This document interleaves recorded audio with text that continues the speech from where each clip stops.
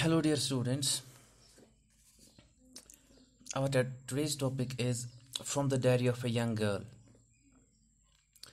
And like we had in the previous lessons, we had read them in parts. So, are we going to do with this lesson From the Diary of a Young Girl? This lesson is written by Annie Frank. Annie Lizzie Mary Annie Frank, 12th June 1929, and died in February or March in 1945. She was a German-born Jewish girl who wrote while in hiding with her father and with her family and 4 friends in Amsterdam during the German occupation of the Netherlands in World War II. Her family had moved to Amsterdam after the Nazis gained power in Germany, but were trapped when the Nazi occupation extended into the Netherlands. As persecutions against the Jewish population increased, the family went into hiding in July 1942 in hidden rooms of her father Otto Frank's office building. After 2 years in hiding, the group was betrayed and transported to the concentration camp where Annie died of typhus in Bergen-Belsen, within days of her sister, Margaret Frank's death. Her father Otto Frank, the only survivor of the group, returned to Amsterdam after the war ended to find that her diary had been saved, convinced that it was a unique record. He got it published in England under the theme The Diary. He got it published in English under the name The Diary of a Young Girl in 1952. The diary was given to Annie Frank on her 13th birthday and chronicles the events of her life from 12th June 1942 until its final entry of 1 August 1944. It was eventually translated from its original Dutch into many languages and became one of the world's most widely read books. There have also been several films, television and theatrical productions, and even an opera based on the diary, described as the work of a mature and insightful mind. The diary provides an intimate examination of daily life under Nazi occupation. Annie Frank has become one of the most renowned and folk discussed of the Holocaust victims.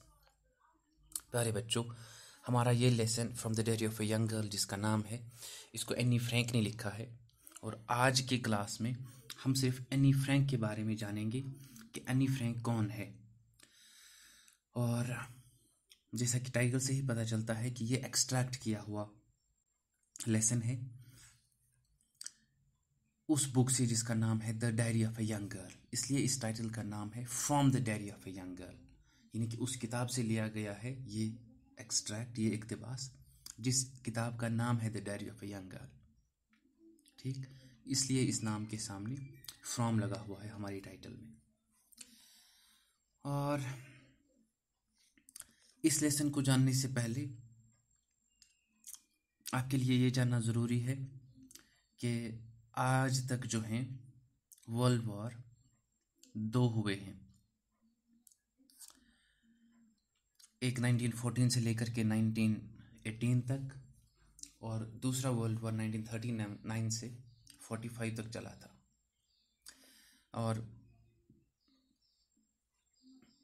दोनों जंगों ने ऐसी छाप छोड़ी थी पूरी दुनिया पे कि आज तक लोग नहीं बोलते।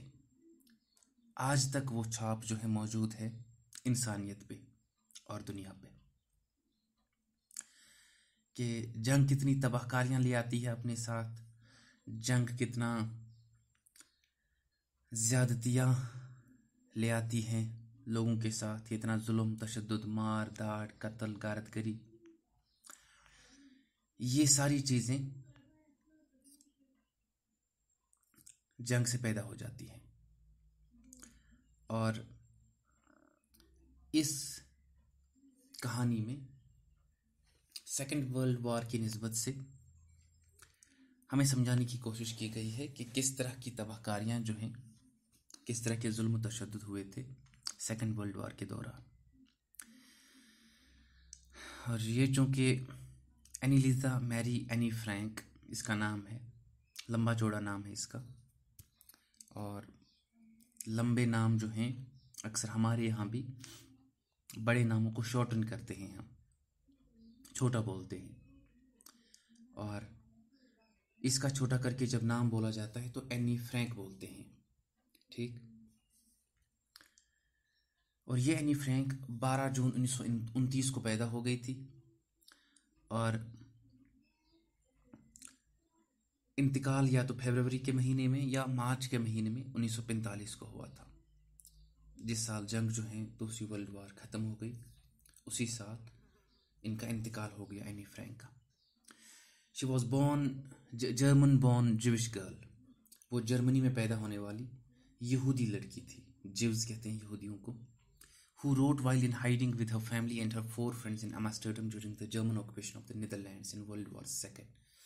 और इसने तब लिखा था, यानी कि ये जो हम लेसन पढ़ने जा रहे हैं ये उस वक्त लिखा गया था जब ये एनी फ्रैंक छुपी हुई थी अपनी फैमिली के साथ और अपनी 4 सहेलियों के साथ एम्स्टर्डम के इलाके में, जब नीदरलैंड्स पे जर्मनियों का कब्जा हो गया वर्ल्ड वॉर II के दौरान। Her family had moved to Amsterdam after Nazis gained power in Germany।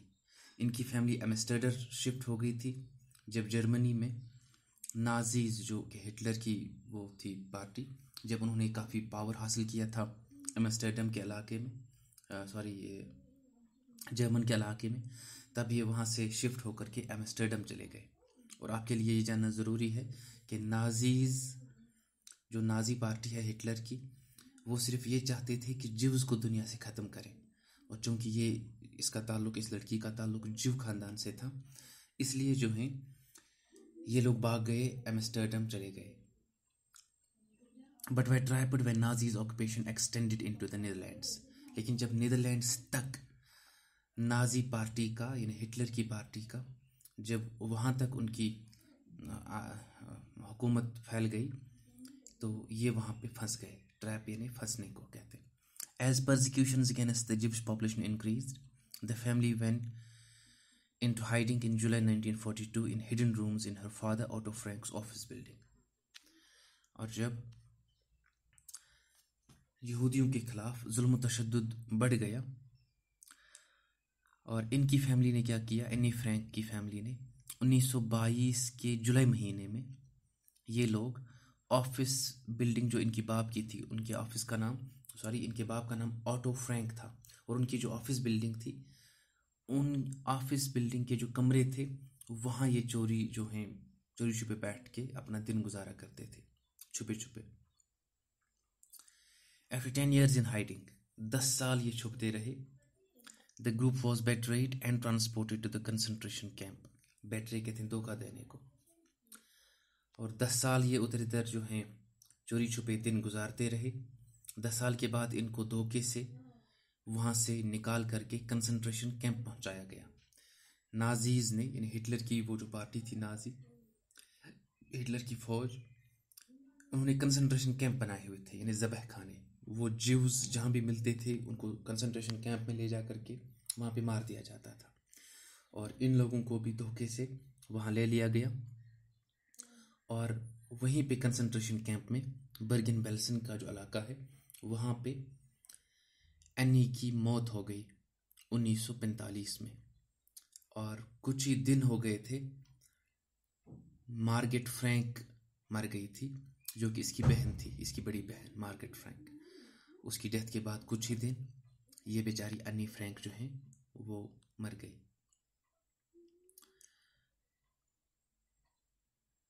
Her father Otto Frank, the only survivor of the group, returned to Amsterdam after the war ended।